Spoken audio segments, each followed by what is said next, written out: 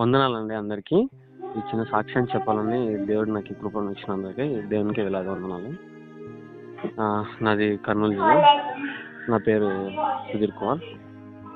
ఈరోజు జరిగిన కార్యం ఏంటంటే, ఎన్నో రోజుల నుంచి నేను బండి ఈఎంఐ కట్టలేదు. వాళ్ళు నాకు ప్రెషర్లు పెడుతున్నా కూడా నేను అట్లే ఉండి ఫోన్లు ఎత్తకుండా దొంగలాగా తిరుగుకుంటూ వాళ్ళకి రెస్పాన్స్ లేకుండా ఉంటే తీసుకొని పోయి బండి తీసుకొని పోవాలని అనుకున్నారు. ఈరోజు రావాలనుకున్నారు యాక్చువల్గా అయితే.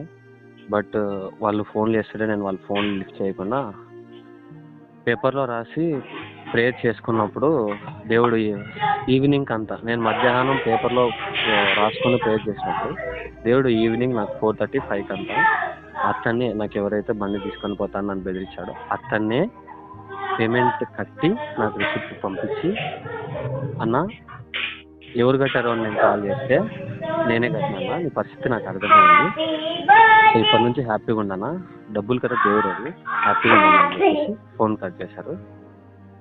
ఈ కార్యం జరిగించినందుకు దేవునికి వేలాది వందనాలు.